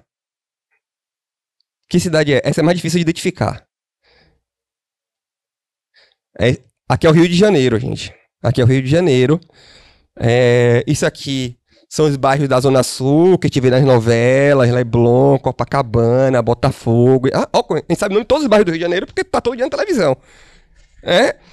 Aí aqui começa a Zona Norte do Rio de Janeiro, também branca, mas aí já classe média abaixo. E aí vem aqui, né? A Zona Norte, mais pra Zona Norte, a Baixada Fluminense. Aqui do outro lado, que não aparece no mapa, tem a Ponte Rio-Niterói, e depois tem Niterói, que também o começo é uma cidade de brancos, depois São Gonçalo se torna uma cidade de negros. Então repare que esse padrão, ele acontece, essa segregação socio-racial, racial, ela se reproduz em todas as grandes cidades do Brasil. Todas. Seja ela de origem recente, como Brasília, seja ela de origem colonial, como Salvador e Rio de Janeiro. Tá? Então nós temos uma segregação racial nas cidades brasileiras. E se a gente não tem um conjunto de leis, a gente não tem a lei do apartheid, como tinha na África do Sul. A gente não tem aquelas leis dos Estados Unidos, né? Lei Jim Crow, acho que é o nome, que garantia a separação entre negros e brancos. A gente nunca teve esse conjunto de leis. Né? A gente sempre fingiu que nunca teve racismo no Brasil. Né? O primeiro conjunto de leis que coloca o racismo como problema é de origem recente, mas as leis que diziam que o negro não devia ocupar o espaço do branco, ela nunca foi colocada no papel, ou raramente foi colocada no papel, né? Ela não tem essa característica, no Brasil não tem essa característica que tinha na África do Sul, nem que tinha nos Estados Unidos, mas espacialmente é a mesma dinâmica. E se a gente não tem esse conjunto de leis, o que é que fez com que as pessoas negras morassem num lugar e as pessoas brancas morassem em outro? Aqui entra o transporte público. Aqui entra a mobilidade urbana. Né? A mobilidade urbana é um dos grandes elementos que garante a reprodução do apartheid brasileiro. Certo? É uma forma, né, você fornecer transporte público é uma forma de você eliminar aquelas pessoas. Primeiro, começa assim, é muito contraditório esse pensamento, mas ele é assim que acontece. Primeiro, você fornece transporte público para que os pobres não morem perto de você. Então, repare que as cidades coloniais, de origem colonial, como Salvador, vai ter o Nordeste de Amaralina, do lado da Pituba. Vai ter o Calabar, Alto das Pombas, perto da Barra. Como no Rio de Janeiro vai ter uma série de comunidades, um bocado de comunidade que é perto do Leblon, é perto de Copacabana, é perto da Zona Sul. Né? Mas aí o sistema de transporte público surge para expulsar essas pessoas, primeiro. Eu quero que essas pessoas continuem trabalhando para mim. Eu preciso do porteiro, eu preciso da lavadeira, eu preciso da babá, eu preciso do vendedor de fruta na rua, né? Eu preciso do atendente da farmácia, mas eu não quero que eles morem perto de mim. Então eu vou fornecer um transporte público para eles virem durante o dia, no horário de pico, e voltarem no horário de pico de noite para suas casas. Final de semana eu corto as linhas, para eles não virem para minha praia, ou não virem para cá à noite dividir a rua comigo no meu momento de lazer. Eu só quero essas pessoas vindo aqui para trabalhar, porque o custo, eu posso pagar para essas pessoas um salário menor. Eu posso impor uma hierarquia social que não está legitimada nas leis, mas que está legitimada na nossa construção de um país racializado, de um país racista. Então o transporte público ele surge para isso, para produzir o que chama de cidades espraiadas, né? Ou seja, cidades espalhadas no território, cidades com periferias. Então, essa periferia aqui do Rio, ou de Brasília, ou de Salvador, ela só é possível porque tem um transporte público que leva e traz essas pessoas cotidianamente, com exceção dos finais de semana, para os seus postos de trabalho na cidade das pessoas brancas. No plano piloto de Brasília, na zona sul do Rio de Janeiro. Então, esse é o primeiro papel do transporte público nas nossas cidades. Claro que aí ele vira um elemento de disputa, a ponto de virar o direito ao transporte, porque essa cidade, né? Eu tô aqui falando, nem sei do meu tempo. Né? Tá. Essa cidade daqui, da zona sul do Rio de Janeiro, não é porque as pessoas negras não moram nessa cidade aqui, que elas não produzem essa cidade. Ao contrário, elas produzem essa cidade. Literalmente, elas colocam assalto nessa cidade. Elas levantam o prédio dessa cidade. Né? Mas elas produzem também culturalmente o significado dessa cidade. O lazer, a cultura, as festas. Por exemplo, o Carnaval do Rio de Janeiro, né? Ou o Carnaval de Salvador, que acontece na Barra. Tá? Então, elas precisam se apropriar dessa cidade, que elas não moram, elas não residem nessa cidade, nessa parte da cidade, mas elas produzem cotidianamente. Então, o transporte ela vira esse elemento de disputa. Ou seja, ele foi fornecido para nos colocar distante, mas nós queremos esse transporte porque nós precisamos trabalhar e nós precisamos nos apropriar dessa cidade que nós produzimos. E isso aqui é uma imagem que eu gosto sempre de usar nas aulas, nos cursos que eu dou, para mostrar para as pessoas como o transporte público no Brasil surge. Alguém sabe o que é isso aí? Isso se chama cadeira de arruar. O que é uma cadeira de arruar? Cadeira de arruar é praticamente o primeiro sistema de transporte da nossa cidade, Salvador. Né? As pessoas com pertences, com dinheiro, eram transportadas pelas nossas cidades dentro dessa cadeirinha. E quem carregava essa cadeirinha nos ombros? Pessoas negras. Pessoas negras. Libertos, escravizados, brasileiros ou africanos, né? Mas eram elas os primeiros trabalhadores do transporte público. Por que eu estou colocando essa imagem? Para a gente entender que tem um estigma muito forte, uma ligação muito forte no Brasil entre transporte e transporte público e pessoas negras. Né? Eu falei no começo, pegando o gancho de Aline, do homem básico. O homem branco, jovem, sem deficiências, que tem todo o sistema de mobilidade pensado para ele, para a sua necessidade de se deslocar, mesmo ele sendo a minoria da população. E, enquanto isso, né, as pessoas negras foram vinculadas ao transporte público precário, sucateado, desvalorizado. Tanto é que as pessoas, quando começam a ascender socialmente, claro, né, andar de carro é mais confortável que andar de ônibus, ninguém está discutindo isso, mas é também um elemento de diferenciação. Uma forma de você expressar que você saiu da pobreza é adquirindo um automóvel. Né? Nem que esse automóvel seja compartilhado por toda a sua família, que é o que acontece nos bairros periféricos. Né? Ao contrário de uma pessoa, né, dos bairros ricos, que tem um automóvel para cada membro da família, quando uma família negra, uma família periférica adquire um carro, aquele carro é um carro comunitário. É um carro usado por todo mundo da família. Não é à toa que muitos viram Uber, que aí é uma forma de ganhar dinheiro com desse compartilhamento daquele veículo.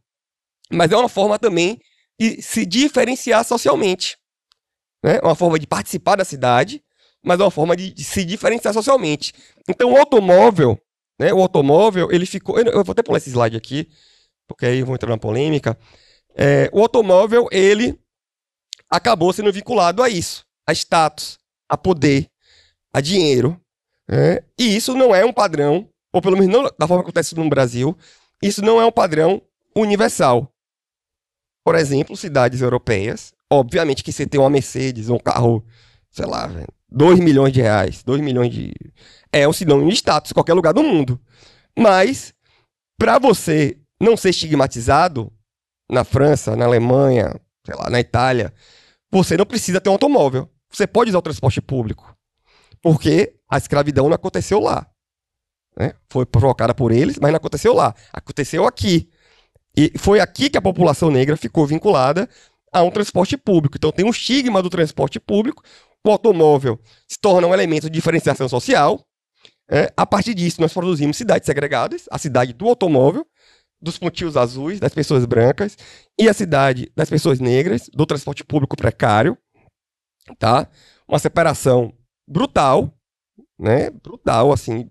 A gente vai levar décadas e décadas para reverter. Se a gente começar hoje a encarar isso como um problema sério, assumirmos que temos um problema sério de apartheid nas nossas cidades, nas cidades brasileiras.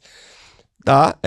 A Aline colocou que, além de pessoas pobres e negras, também a Aline colocou que também é cada dia mais um transporte de mulheres, porque os homens, mesmo aqueles que não conseguem comprar um automóvel, alguns adquirem uma motocicleta. Os homens têm mais predisposição ao risco. Vamos colocar desse termo. Né? Porque a gente sabe que andar de uma moto é perigoso. A moto está levando a vida de uma parte significativa da nossa juventude negra.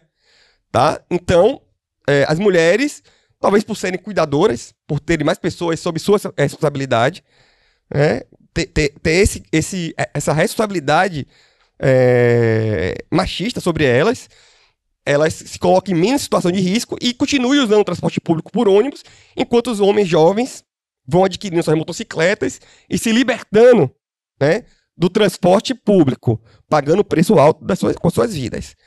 E a mobilidade acaba reproduzindo essa questão da desigualdade e das crises climáticas, que eu acho também que não vai dar para entrar aqui para falar com vocês. Gente, se tiver qualquer dúvida, falem agora, porque eu vou entrar na parte de dados, né, que eu acho importante, mas vai ficar um pouco maçante. Mas podem me interromper para colocar suas experiências, suas percepções. A gente falou muito pouco aqui sobre juventude e transporte público, educação e transporte público. E vocês todos são usuários de transporte público, né? Vocês não devem morar aqui em Sussuarana para vir a pé para a defensoria, né? Vocês devem morar em outros bairros e precisam de transporte público. Então, imagino que vocês sejam usuários e tenham experiência em transporte público. A gente deu carona, como é seu nome mesmo? Mel. Pra Mel, na primeira aula, e o relato dela, do ônibus que ela pega, do Ribeira que ela pega na rodoviária, é aterrorizante. Né? E assim, são relatos de vocês, assim, né? E ela, não sei como ela se identifica, mas ela não deve ser o padrão da mulher, do homem negro, da periferia, que sofre, né, mais no transporte público, mas ela tá sofrendo também. Então, não é só uma questão só dela. Pode falar. Boa tarde, meu nome é Robert, né? Seguindo a lógica que Marcelo falou, meu nome, como falei, Robert. Minha pele é clara, né? Tenho uma camisa farda da defensoria, né? Camisa verde, calça preta e um tênis básico. Voltando ao assunto dos transportes e pessoas com deficiência, né? Eu acho isso um assunto de extrema importância. Justamente, né? Porque a gente fala tanto, né? De mudar, ajudar pessoas assim, nesse tipo. E somos um país muito atrasado em relação a esse assunto. E voltando novamente a uma situação passada que eu tive, né? Foi semana passada até, de uma assistida lá na defensoria, que ela era uma pessoa com deficiência auditiva. E ela chegou lá e não tinha esse intérprete que nós temos hoje aqui, né? Inclusive, tá de parabéns à Defensoria Pública por proporcionar isso a gente hoje. Ter um intérprete aqui é uma grande evolução. Só que lá na defensoria que eu trabalho, no Jardim Baiano, na Casa Civil, não teve esse intérprete justamente para auxiliar essa assistida, né? Ela falou como ela pôde um dia lá com a recepcionista. A recepcionista entendeu do jeito dela, conseguiu dar um auxílio, mas quando chegou no setor de documentação, né, ela não conseguiu desenvolver da forma que ela queria para poder passar. E o servidor também, né, justamente também por não ter esse ensinamento, esse curso, talvez também de Libras, para poder auxiliar ela da melhor forma possível e ter um melhor tratamento. Não que seja culpa dele, também não teve essa conciliação da maneira correta. E realmente ficou uma situação chata até para assistir também, né? Que teve que passar por isso. E assim, eu por também ter um curso, né? Consegui ter essa oportunidade de fazer um curso de Libras, intermediário e básico. Eu tenho um colega aqui também do meu lado, Matheus. Fiz junto com ele até também esse curso. A gente tinha programas socioeducativos que uma reunião proporcionava a gente fazia. Eu consegui, da melhor forma que eu podia também, auxiliar essa assistida no dia, né? E conseguimos fazer com que isso corresse tudo bem. E é justamente sobre isso, né? Falando também sobre transportes públicos, pessoas assim realmente merecem a melhor forma de ser tratada. Justamente porque hoje estamos falando de inclusão. Estamos falando de inclusão aqui na Defensoria, né?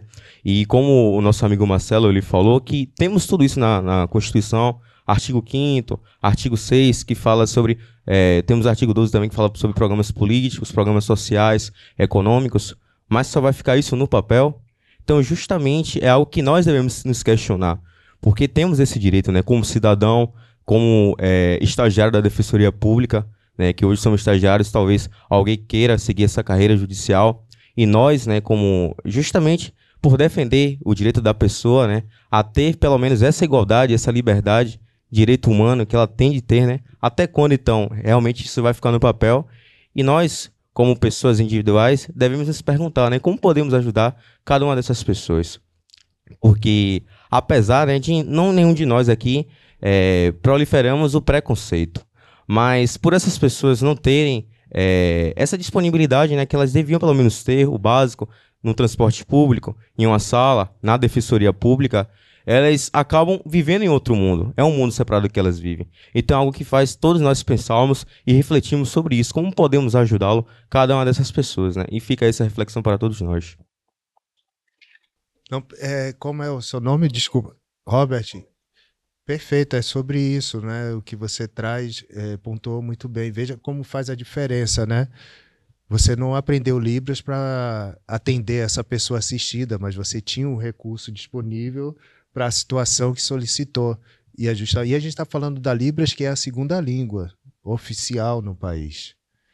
E ainda assim não é praticada, não é divulgada, não é oportunizada que outras pessoas possam acessar e dessa forma poder se comunicar com cerca de 10 milhões de pessoas surdas e com deficiência auditiva no país, segundo o censo do IBGE de 2010.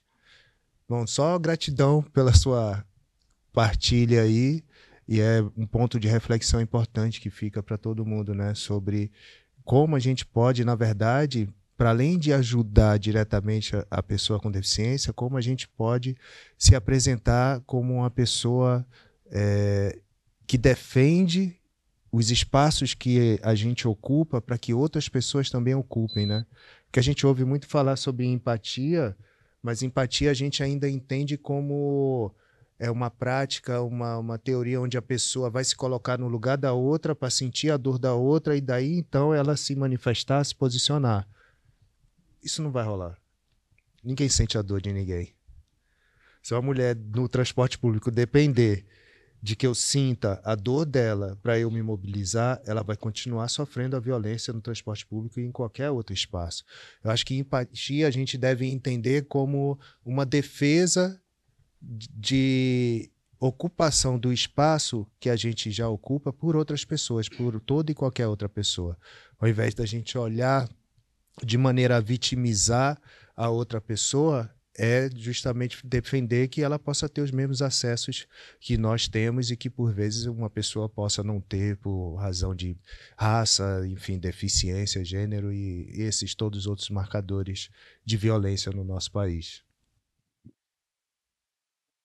Então, gente, assim, para a gente terminar a nossa atividade, aqui alguns dados, né, mostrando como a maioria das pessoas ainda usa o transporte ativo, apesar dessa priorização do transporte individual motorizado. Então, a maioria das pessoas se deslocam por caminhadas ou por bicicleta. O transporte coletivo está quase empatado com o individual motorizado, né, o transporte coletivo por ônibus, especialmente. Então, 85% do transporte coletivo é feito por ônibus, mesmo a gente tendo um sistema de metrô e outras formas de transporte coletivo.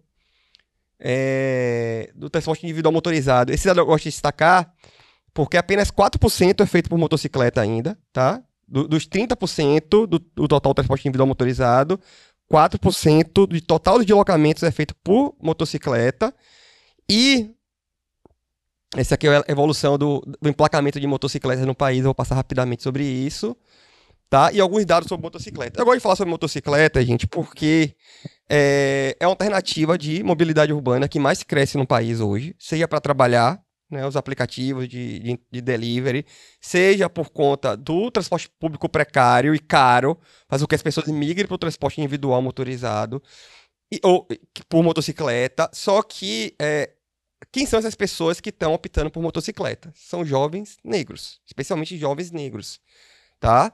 E isso está aumentando significativamente as mortes no trânsito. Eu não estou nem entrando aqui nas pessoas que ficam lesionadas temporariamente ou permanentemente.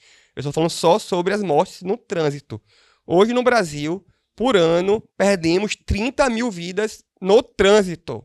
30 mil vidas no trânsito, né? Se você somar com a violência de armas de fogo ou violência urbana, que é 60 mil, nós temos quase 100 mil pessoas por ano perdidas por causas banais. Assim, é até difícil adjetivar isso, né? Então 30 mil pessoas morrem hoje por conta de acidentes de trânsito. E a grande maioria das pessoas são pessoas negras, especialmente jovens negros. A gente tem uma redução do número de pessoas mortas por acidente por carro, até de pedestre, que já foi muito alto no Brasil, mas temos um aumento a cada ano de mortes no trânsito de pessoas, de motoristas de motocicletas. Tá? Longe de querer criminalizar quem opta por uma motocicleta, não é isso, né? Mas nós temos que começar a entender que o colapso do transporte público brasileiro, o estigma do transporte público brasileiro, está levando uma parcela jovem da sua população a se arriscar sobre duas rodas, né? E esse ato de se arriscar sobre duas rodas, seja para chegar aos seus postos de trabalho, seja para transformar suas motocicletas em meio de trabalho, e isso está impactando significativamente nas famílias periféricas e negras. Porque um jovem morto ou um jovem lesionado por um acidente de trânsito, né, ele, por conta de tudo isso que Marcelo colocou, e não termos uma sociedade adaptada para lidar com pessoas com deficiência, por esse esforço institucional de invisibilizar as pessoas com deficiência, cabe às suas famílias, apenas às suas famílias, a cuidar daquele sujeito, seja temporariamente, seja de forma definitiva. Então, isso não tem impacto só na vida daquele jovem que teve que se arriscar em cima de duas rodas para chegar ao seu posto de trabalho ou para transformar a sua motocicleta em trabalho. Ela tem impacto em toda uma família, em toda a comunidade, né? Então, esse tipo de alerta, né? Aqui eu comparo mortes violentas intencionais, como arma de fogo, por exemplo, em conflitos com a polícia ou com as facções, com morte no trânsito. Vocês veem que está cada dia mais próximo uma coisa da outra. E o Brasil é muito conhecido no mundo por ser um país violento por conta dessas mortes intencionais.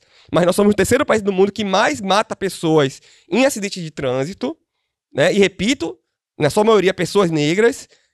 E vou mais além, jovens negros, tá? Então acho que é importante ressaltar isso, porque muitos de vocês vão optar por uma motocicleta em algum momento da vida de vocês, né? Porque o transporte público é precário, repito, e porque vocês precisam trabalhar, mas saibam que isso é um projeto, tá? É um projeto de colocar em risco a vida de vocês. Bom, isso. Se não tem transporte, o que resta é se arriscar em cima de uma motocicleta, tá? Então, é isso, gente. Esse é o último slide. Eu acabei falando muito rápido dos últimos pontos, mas tem também uma vinculação muito forte entre mobilidade urbana, racismo e segurança pública. Eu falei no começo dessa minha fala da interrupção do serviço de transporte público nos fins de linha dos bairros periféricos, por conta da violência, né? A Aline falou da questão dos assédios. Então, todos esses elementos, o transporte irregular, né? Não o transporte, assim, é outro ponto polêmico da mobilidade urbana, mas a gente sabe que o transporte irregular, ele por não ter regras para a situação, ele coloca mais em risco a vida das pessoas, especialmente dos trabalhadores do transporte irregular, né? Volta e meia a gente vê o cobrador do transporte irregular pendurado na porta, buscando passageiros, colocando sua vida em risco. Geralmente, homens negros, em Salvador, também fazendo esse tipo de trabalho. E toda a vandalização dos equipamentos por conta de, né, canalizar a revolta que a gente tem, que a população tem, por ser tão maltratada naquele transporte público. Então, por exemplo, quando a população de um determinado bairro está com raiva do poder público, muitas vezes ela acaba tacando fogo no ônibus. Né? Ela expressa a sua satisfação naquele símbolo de opressão que é o transporte público da nossa cidade, que não deveria ser, né? Deveria ser um elemento de garantia de direitos, mas se torna um elemento de opressão. Então temos vinculação também muito forte, né, entre segurança pública, racismo, óbvio, segurança pública e racismo, eu acho que é evidente, né? Nós temos uma política de segurança pública racista no nosso estado, no nosso país, mas que também se vincula à mobilidade urbana, né? Não se sentir seguro nos ônibus, os assaltos no ônibus, os assédios no ônibus, a violência que as pessoas com deficiência sofrem, a violência que as pessoas gordas sofrem. Né? A catraca, por exemplo, é um instrumento de violência. Catraca, a gente naturalizou a catraca no Brasil, mas ela é muito pouco usada no mundo, esse modelo de catraca, que faz com que a pessoa fique entalada no ônibus.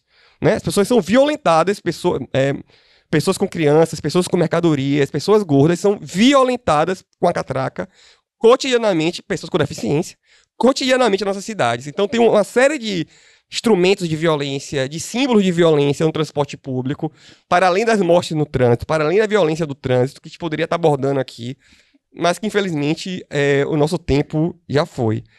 Então é isso, gente. Obrigado por estar escutando a gente pacientemente.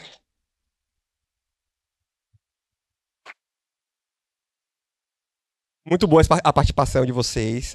Muda completamente a dinâmica do curso.